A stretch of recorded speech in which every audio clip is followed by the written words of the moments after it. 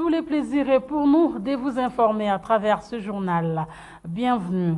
La sécurisation du processus électoral a été l'un des dossiers traités lors du 116e réunion du Conseil des ministres tenue par le président de la République Félix Tshisekedi. Les VPAM de l'Intérieur, Peter Kazadi et Jean-Pierre Bemba Gombo de la Défense ont informé des dispositions prises pour sécuriser le processus électoral avant, pendant et après les élections. Suivez les comptes rendus du porte-parole du gouvernement, Patrick Mouyaya. Au plan politique et sur le chapitre électoral, le ministre de l'Intérieur a fait le point au Conseil des différentes réunions qu'il a tenues dans le cadre de la sécurisation des élections mises en place au niveau de son cabinet. Il a instruit de ces faits le commissaire général de la police nationale de déployer ces éléments dans les parties du pays qui en ont le plus besoin ou qui ont été récemment libérés de l'emprise des terroristes du M23 pour permettre à ces populations de s'enrôler. Toujours sur ces chapitres, le vice-premier ministre, ministre de la Défense, a complété le vice-premier ministre, ministre de l'Intérieur, en revenant cette fois-ci sur la situation opérationnelle dans quelques coins de la République démocratique du Congo. En violation des engagements de chef d'État et du cessez-le-feu, la coalition M23-RDF renforce et réarticule ses forces dans les différentes positions autour de et en des colonnes des troupes RDF du Rwanda ont été aperçues sur le lac Kibumba-Gari en direction du parc national. Les forces armées de la République démocratique du Congo poursuivent également l'air des réductions de la capacité des ADF-MTM, des Codeco, des AR et autres groupes armés en Ituri en vue de leur éradication totale. À l'ouest du pays, la situation demeure sous contrôle des forces de défense et de sécurité qui intensifient les patrouilles, notamment dans les périphéries de la ville-province de Kinshasa. À Goma, au Nord Kivu, des éléments M23 se sont rendus aux forces armées de la République démocratique du Congo. C'est le porte-parole des FARDC au Nord Kivu, le lieutenant-colonel Njike Kaiko Guillaume, qui les a présentés à la presse. Suivez. Ils ont été présentés à la presse ce vendredi 20 octobre 2023 en début des soirées dans la ville de Goma. Eux, ce sont des éléments du mouvement du 23 mars qui se sont rendus aux forces armées de la République démocratique du Congo, FARDC en sigle. Il s'agit de Claude Tuisenge et Avugaba Soré. Devant le lieutenant-colonel Njike Kaiko Guillaume, porte-parole des FARDC au Nord Kivu, qui les a présentés à la presse, ce homme déclare qu'au sein du M23, il y a des militaires rwandais en qualité de combattants et d'instructeurs. Natoka Kibumba, Patikana mon gouvernement. Oui, nous travaillons avec les militaires rwandais et ce sont les instructeurs. Les militaires rwandais vont au combat. Je priais à ceux qui sont restés là de se rendre au gouvernement aussi. Par les billets de son porte-parole en province du Nord Kivu, l'armée congolaise lance un message à ces mouvements déclarés terroristes. Ainsi donc, les preuves sur l'agression rwandaise au Nord Kivu ne font que s'accumuler. Ces éléments M23 qui se rendent chaque jour aux forces armées de la République démocratique du Congo, au regard bien évidemment des désordres que créent les M23 dans notre zone de responsabilité, en violation du cessez-le-feu tel que voulu par les chefs d'État de la sous-région à Luanda et à Nairobi. Donc, ils se rendent chaque jour aux forces armées de la République démocratique du Congo et nous lançons un message à l'endroit. Élection 2023, Denis Kadima Kazadi, président de la Commission électorale nationale indépendante, s'est entretenu le vendredi 20 décembre 2023 avec une délégation du mécanisme national de suivi de l'accord cadre d'Addis Abeba, conduite par son coordonnateur, le professeur Alphonse Toumba Luaba. Les hôtes de la centrale électorale se sont imprégnés des préparatifs de l'organisation des scrutins couplés à venir. Reportage. Les échanges entre Denis Kadima Kazadi, président de la Commission électorale nationale indépendante, et cette délégation du mécanisme national de suivi de l'accord cadre d'Addis Abeba, conduite par son coordonnateur, le professeur Alphonse Toumba Luaba Loumou, ont tourné sur les préparatifs des scrutins de décembre 2023. Les hôtes de la centrale électorale sont venus aux nouvelles auprès de la hiérarchie de la centrale électorale en lien pour s'imprégner des préparatifs de l'organisation des scrutins couplés à venir. Le président de la CENI leur a fait part de différentes étapes franchies par le processus électoral en cours à 2 mois de la date du 20 décembre 2024. Nous sommes venus en tant que mécanisme national de suivi avec mon adjointe Madame Julienne Lusenge et d'autres cadres pour nous renseigner à 2 mois de la tenue des élections sur les étapes déjà franchies, ce qui reste à faire, est-ce qu'il y a encore des difficultés ou des contraintes, et voir aussi l'état d'esprit de la CENI. Et nous nous sommes rendus compte qu'il y a la sérénité, qu'ils avancent bien, qu'ils sont bien organisés, et le déploiement avance, et le président nous a dit que la date de l'élection sera tenue.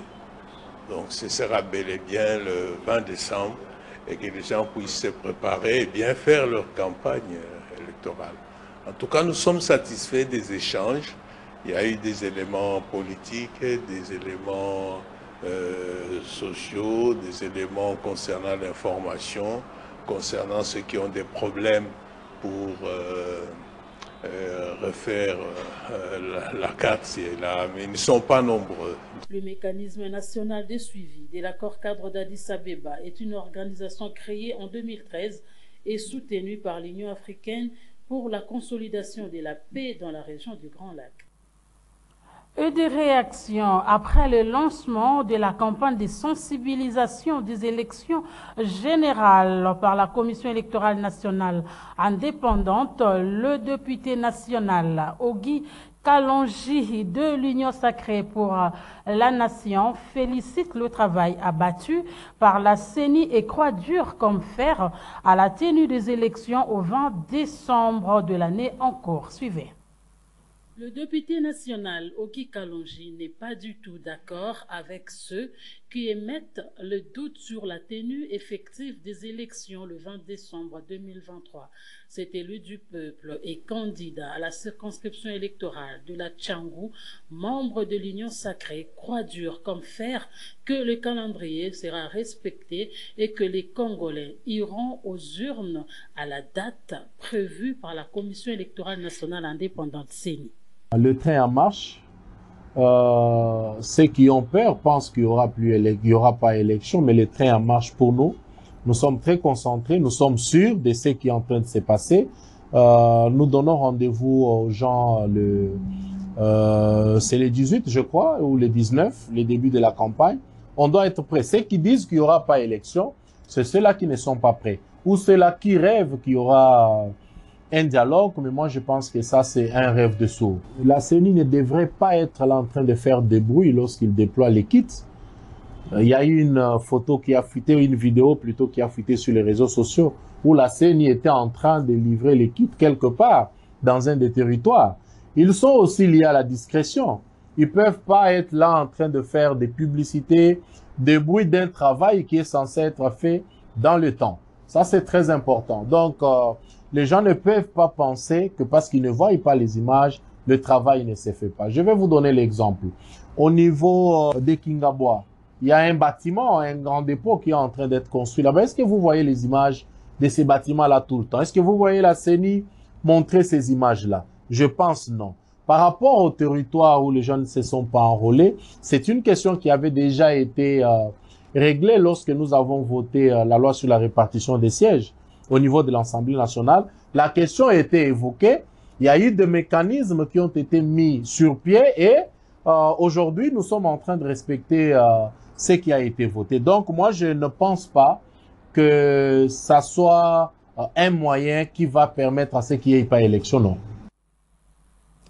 Et en marge de la journée internationale de lutte contre la pauvreté, le programme des Nations Unies pour le développement PNUD a organisé une journée d'échange avec la jeunesse féminine congolaise représentée par le réseau national des femmes actives pour le développement. Reportage.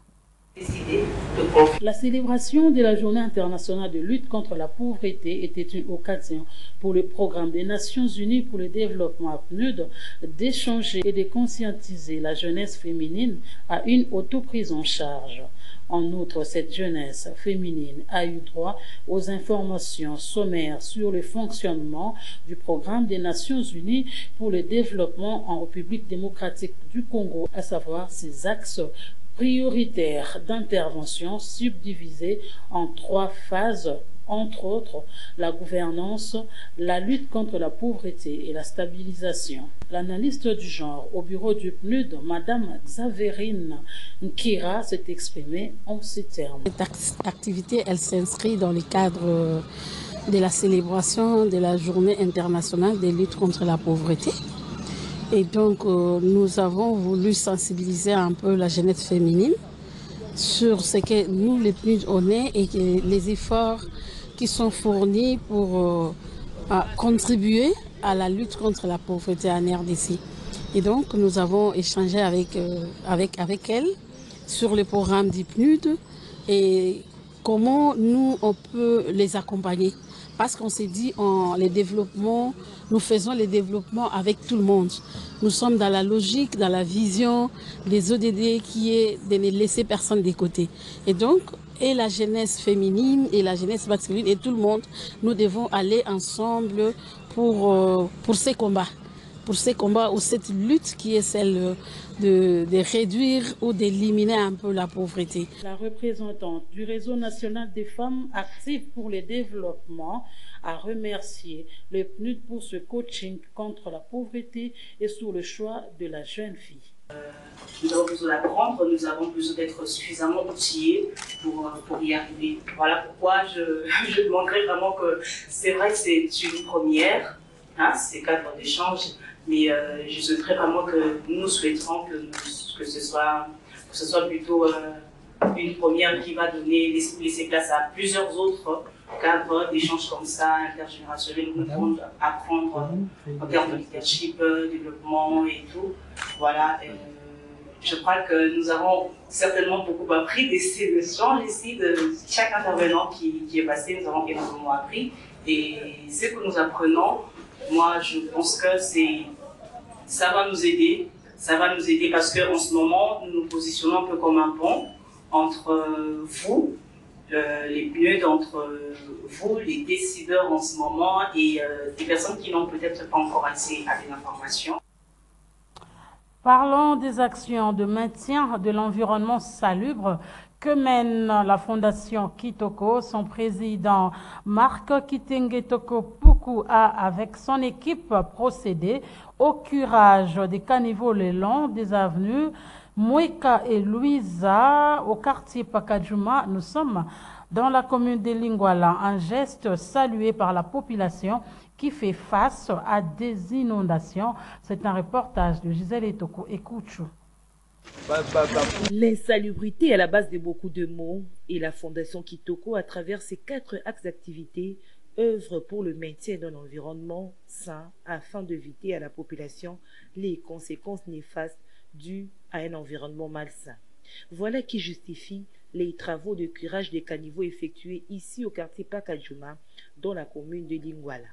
Les déchets de toutes sortes ayant envahi les avenues Mweka et Luisa ont été évacués des caniveaux. Question de faciliter la fluidité de l'eau provoquant des inondations. Président de la Fondation Kitoko, Markilengi Tokopuku, a pris part active à ces travaux de curage. Les usagers de ces collecteurs ont été appelés à éviter d'y jeter les déchets de toutes sortes. La motivation de ce travail est que dans notre communication, nous disons toujours la Fondation Kitoko pour un environnement sain. Alors que l'environnement sain s'entretient, l'environnement sain, on le maintient en bon état. Nous sortons de la saison sèche où il y avait moins de problèmes. Maintenant, la saison de pluie commence. Et quand la saison de pluie commence, souvent c'est des problèmes qui commencent. Au lieu que nous vivons ce qu'on dit souvent après la pluie et vient le mauvais temps, je préfère qu'on vive le beau temps, comme on a toujours prôné. Alors, ce beau temps-là doit s'entretenir. Un geste salué par les habitants du quartier Pakadjouma, dans la commune de Lingwala. Nous sommes d'abord très contents, nous sommes très joyeux de recevoir notre papa, comme vous voyez son nom là, Papa Kilengi, qui est venu avec cette initiative. Donc, c'est une initiative pour la salubrité publique. La salubrité publique, parce que nous avons déjà beaucoup souffert avec les mosquites et tout ça.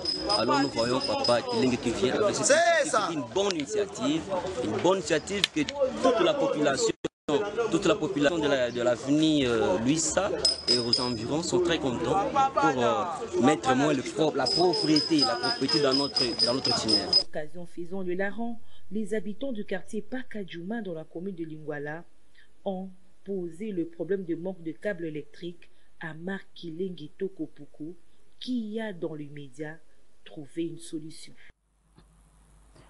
Et dans le reste de l'actualité, sachez que les jeunes des territoires d'Irumu, Beni et Mambasa dans la partie est du pays sont appelés à s'unir comme un seul homme pour combattre les rebelles de ZADF qui écument la terreur au sein de la population dans cette partie du pays.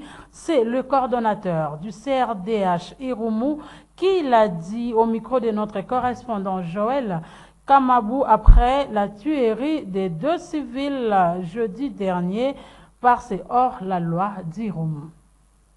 Appelons à la jeunesse de se mobiliser et se souder en un seul homme parce qu'on ne peut pas accepter de chaque fois perdre les civils. Comme les jeunes du territoire de Masisi et Rutshuru se sont donnés pour combattre l'ennemi M23 sous le commandement du Rwanda, pourquoi pas aussi les jeunes du territoire de Beni et Irumu ne doivent pas aussi se mobiliser pour voir comment se coaliser et constituer aussi d'autres Wazalendo pour contester cette tuerie qui a persisté ici chez nous. Donc nous appelons aussi à la jeunesse, à ces différents groupes armés et actifs dans les 2 territoires Irumu et Beni, et aussi à leur tour de voir comment se souder, de se coaliser, de voir aussi comment appuyer notre armée pour traquer ces ADF qui sont très actifs dans les 2 territoires Irumu et Beni. Pourquoi pas aussi celle du territoire de Mambasa, parce que l'ennemi avait déjà traversé le territoire de Mambasa il y a au moins quelques années. Donc les 3 territoires devraient aussi voir comment mettre leurs forces ensemble,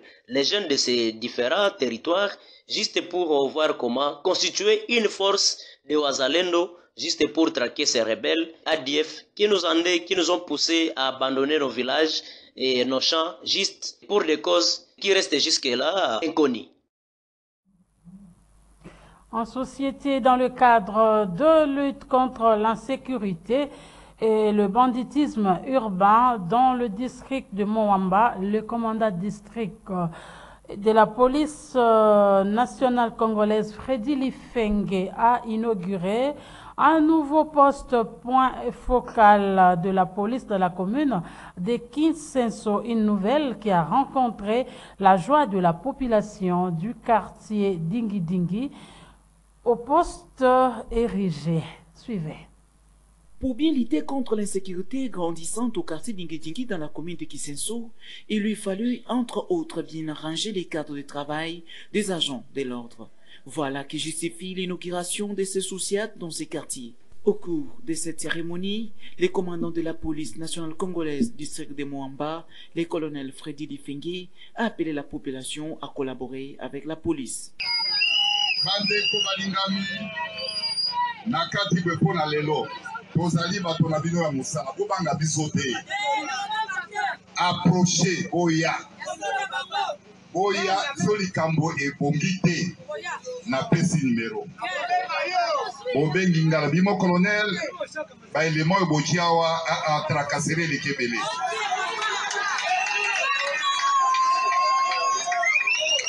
baelema oyo boki awa soki eleki 1h du matin eloko nini euti wana karte na yo ezali wapi? Qui vous a dit que o contrôler mutu bakarte na ye?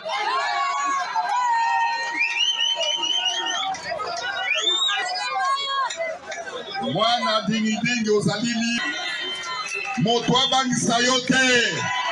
Les souhaits de la population qui vit dans la psychose et que les phénomènes Kuluna soient jugulés. Ce journal est terminé. Mesdames et messieurs, merci de l'attention accordée.